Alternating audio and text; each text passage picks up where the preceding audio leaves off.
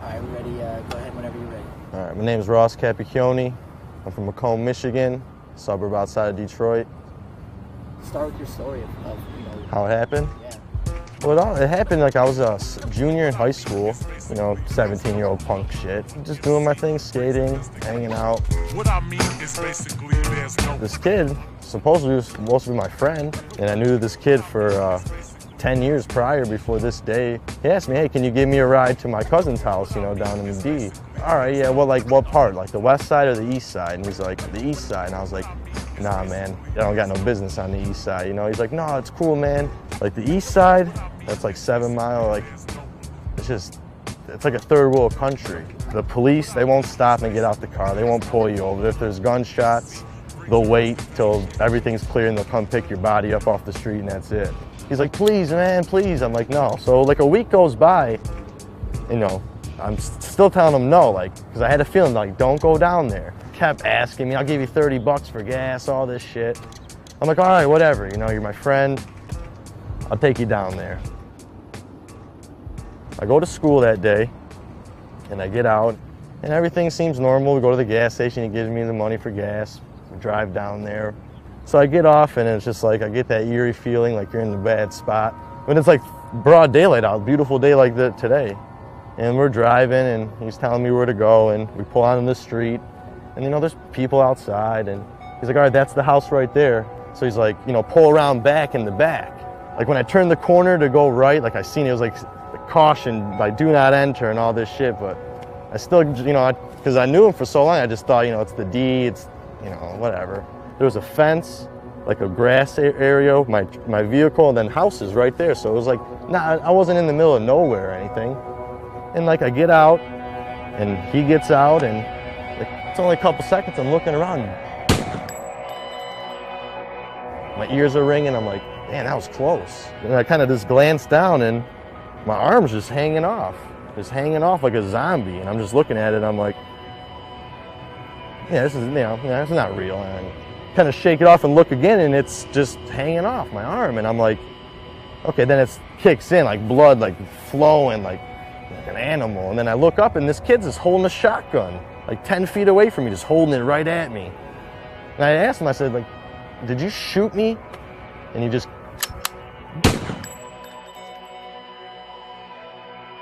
blew a hole in my chest like this big. So after that, I just dropped to my knees. I lost all my air. I couldn't see.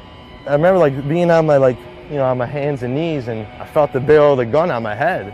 I felt this barrel just shaking still on my head, and so I smacked it away. But it was a shotgun, so it sprayed. So it still like hit me in the head really good, but it didn't blow my head off like a watermelon just to pieces. So after that, I got a little sight, and I was like, okay, I'm still moving. Like, I don't know what's going on with my head, but I know I'm alive. And I remember I looked up, and he was just staring at me. And he took the butt of the gun and, like, smashed me in the face with it. Knocks my teeth out. Like, I fall back, but I could still see at this point. And I don't understand, like, how I can see because I have so much damage to, like, my lung and heart. I felt like these hands, like, in my pocket, digging for my car keys. When he's trying to grab my keys, like, I ended up on my stomach.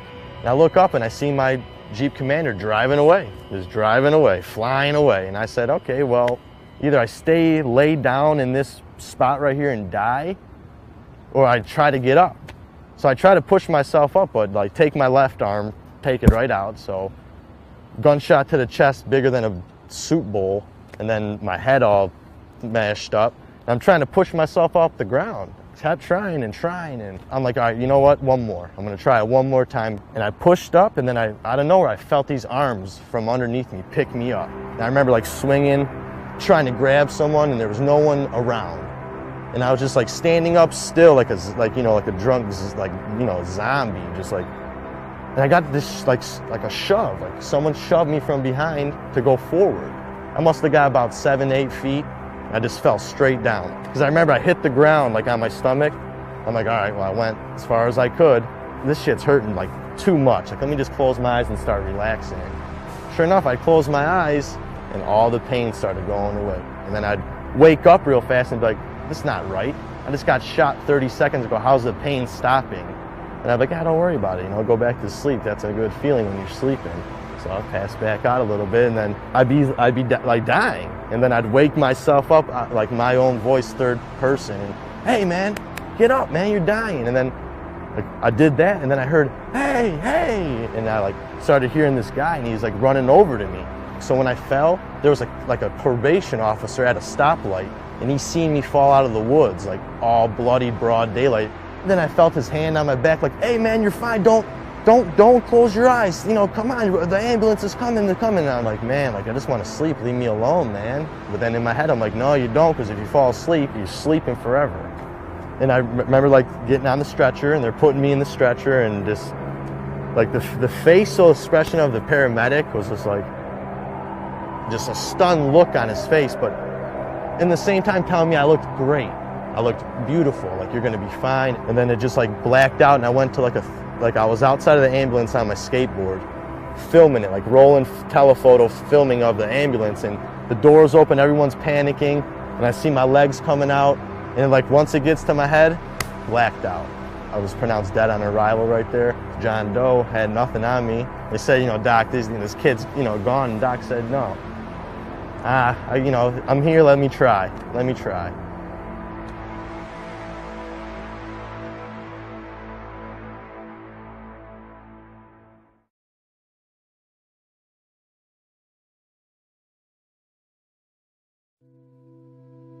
Like when I was pronounced dead on arrival, like throw him in the body bag, he's dead. Like the doctor said no, like, you know, I'm gonna try to help him. This man doesn't know who I am.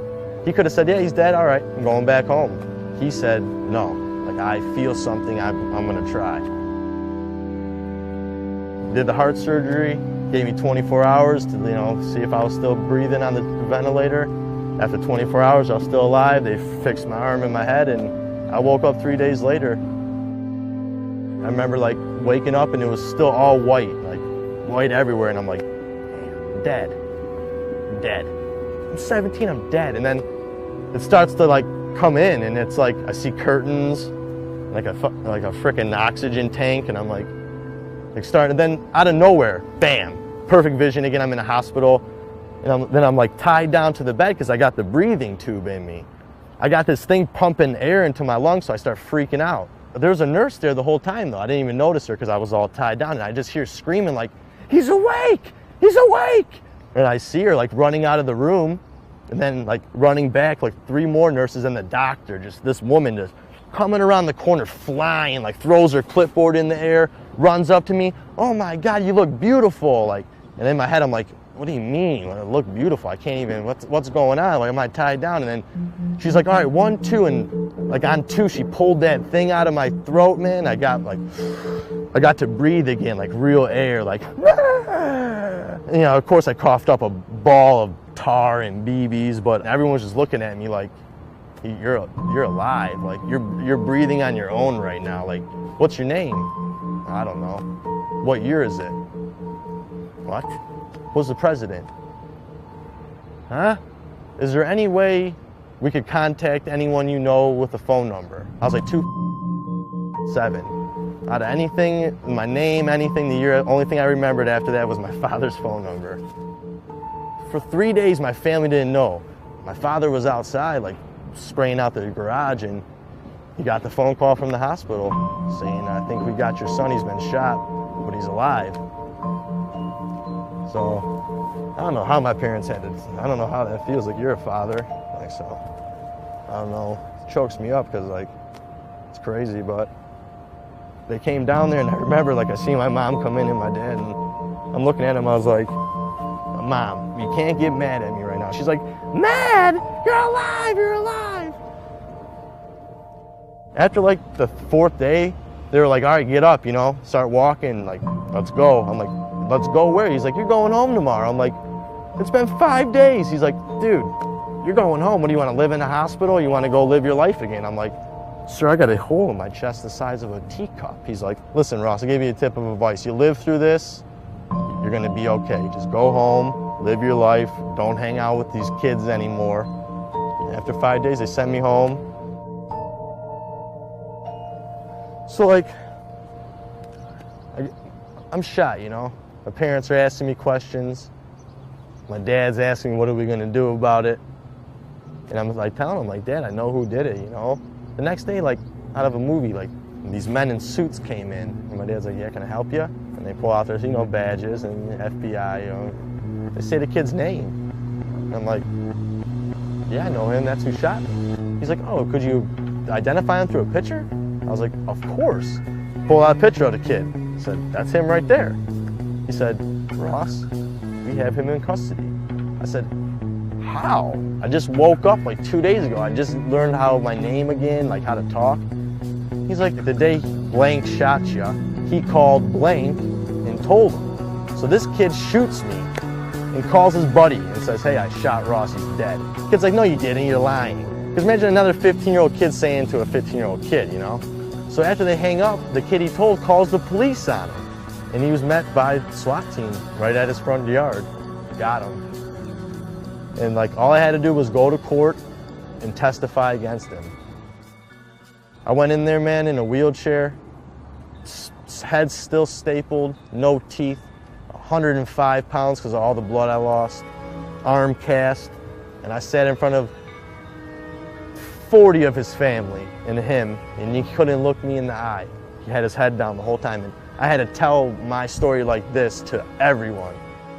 That was the first one. I had to go back to final sentencing, and that's when I was healed. Like, so I walked back in the courtroom the second time. He comes out in a purple suit, top hat, cane, and sunglasses. This is the kid who shot me at court, smiling. While his family cheers him on, says, like, way to shoot Ross, called me a coward because I was taking the justice route. Like, I didn't lower myself to his standards and go try to kill him. I spoke, and the judge like looked at this kid and said, you know, said his name, and he said, yo, Ross, thank you. And the kid just looked at the judge like, what do you mean? He's like, because if you would have killed Ross that day, you would have got life in prison. But since Ross was a warrior and survived, you get a second chance, and he just slammed the gavel on him. He said, go have fun in prison for 35 years. Well, I found out that the cause of the shooting was because he had to join a gang. That was his initiation was kill a random person. He had to pick someone, so he just thought I would be the guy to pick. Yeah, that happened in 2007. Been about 4 years. And I'm telling you, the first two were the hardest. It gets hard, like waking up and knowing like someone tried to like shoot you down. You got to get through that every day. Like seeing people. Like I get on a bus, public bus, I'm freaking out the whole time. Like I don't trust anyone on the bus. For a while, my mother had to like take care of me as like how you do an infant, like washing, changing, feeding. Like I'm 17 years old and I got my mom bathing me. I can't move, I got no hand, I can't talk. I'm all weak.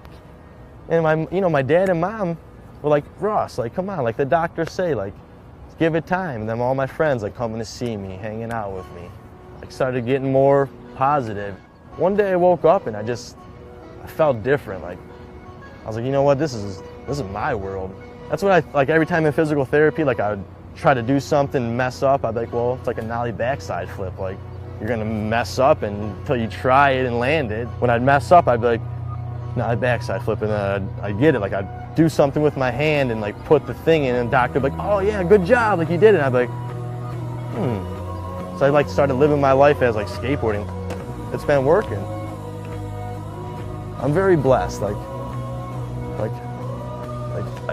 I see it now. Like when before, I'm like, you know what? Like I'm so unlucky. Like I went through all this getting shot, and really, like I look at it now after like maturing and growing up. Like it just gave me like a whole new leg up on life and how I can live my life, and it's crazy. Like it's like makes me happy to be alive, and just like I'm so grateful for everything. Like I just look at what I got. I don't look at what I don't have.